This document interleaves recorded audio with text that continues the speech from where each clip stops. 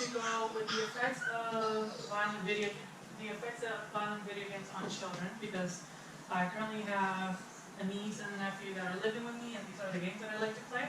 So I wanted to see a little bit more about how it would affect them and if it's something that they should or should not be exposed to. So, video games are bad for you. That's what they said about rock and roll.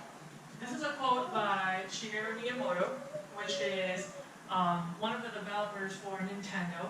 He is the one who invented or created Mario, from Super Mario Brothers and Donkey Kong.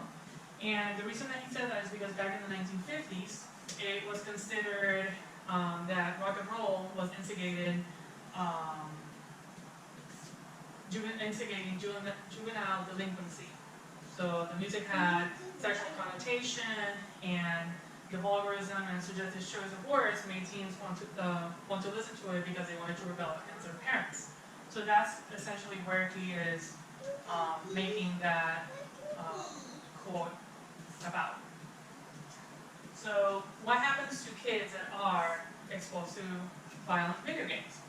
So in my findings, I found that according to the Pew Research Center, at least 97% of kids play different types of video games, whether it's through a computer, and the internet, portable phones, or even console games. And out of those games that they all play, the top three right now, currently, is Minecraft, Fortnite, and Grand Theft Auto. This was thanks to Ranker Games, where I was able to get the information in regards of the top three games. I personally have played at least two of these, which is Minecraft and Grand Theft Auto, and I can definitely speak to the violence that they bring, and it is true. It is something that at times they don't seem as bad. Grand Theft Auto, the title speaks for itself. But Minecraft, I thought that it was a very good learning game, and once I looked into it, it does have a violent aspect as well. So, studies show that children, or even people that are exposed to violent media, become numb to violence, and children, they're more prone to either imitate violence or show more aggressive behavior on a standard basis. So, going back to the three games that I had mentioned, Minecraft, Fortnite, and Grand Theft Auto, most games have either both a positive and a negative behavior promoter.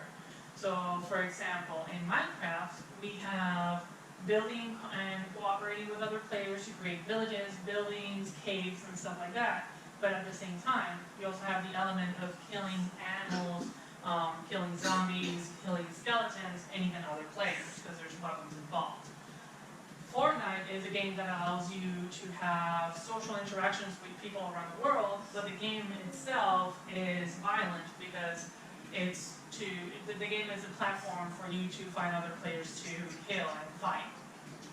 It also has racial, sexual, and gender stereotypes with the characters that are hypersexual, where it has females showing all of their bodies and males with this huge bulkiness that is unattainable.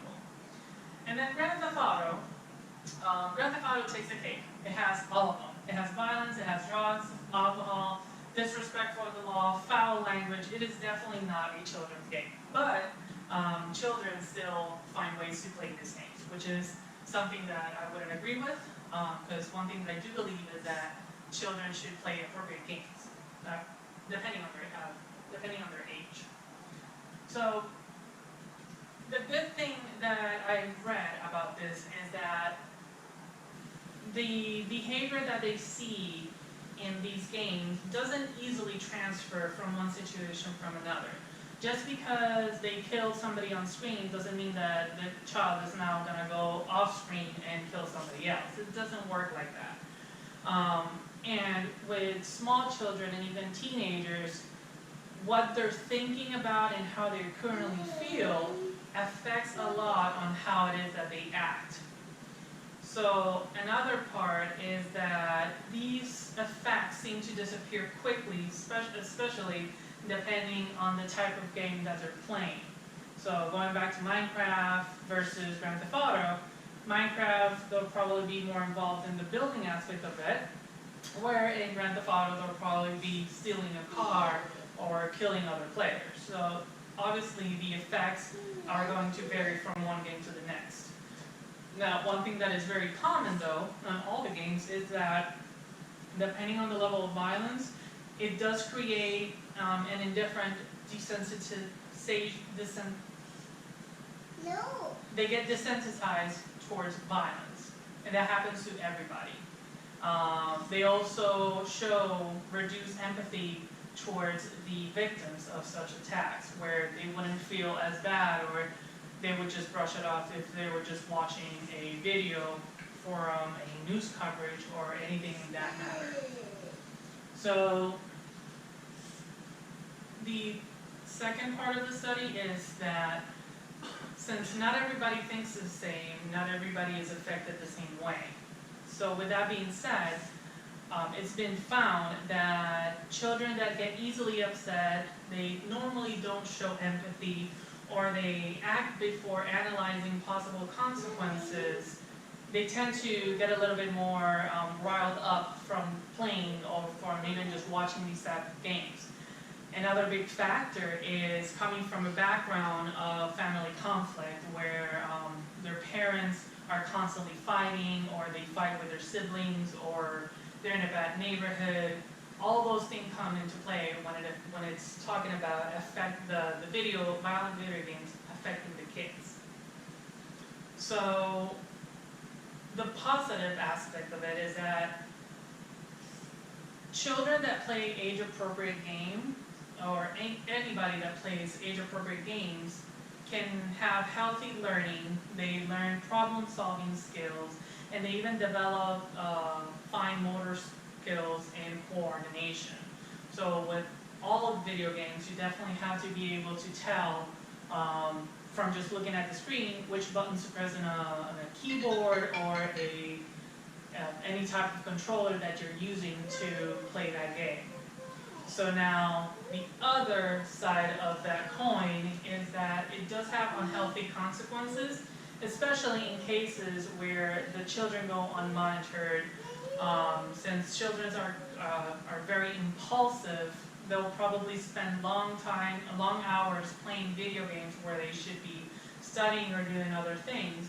And this is something that studies do show, that children that spend a lot of time playing, they have poor social skills, lower grades, they normally don't tend to read as much, they are inactive and have a more sedentary lifestyle that leads them to become unhealthy. They have poor quality sleep, and they usually develop more aggressive thoughts and behaviors.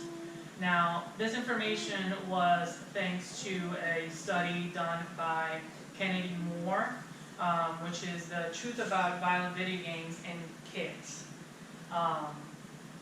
The evidence that has been found in all the studies that we've been through is that it affects different people based on their personalities or their backgrounds. That is the biggest factor. However, all the researchers agree that violent video games produce a small impact in a person's well-being and in how they behave and how they act in different situations. The one thing that they cannot agree on is that even though the impact is small, they can't agree on how significant that impact still is. It is very hard to prove in real life scenarios if somebody playing violent video games forced them or coerced them to do something or not, just because of ethical reasons. And not all studies can find links between an increment in aggression of people that have more interaction with violent video games where people that don't have that much interaction with video games. This goes the same with children going through those same things. So all in all, what I found with this is that violent video games affect people, and especially children, very differently. And up until now, the long-term effects are still being researched, and there's little indication that this is a major issue. So, of course, what I do suggest is that everybody should play age-appropriate games, including children, and I don't condone a small child playing a very violent video game if it's something that can be controlled. Once again, my name is Xavier Morales. Thank you very much for listening. I hope you took something away from this. Thanks so much. Good night.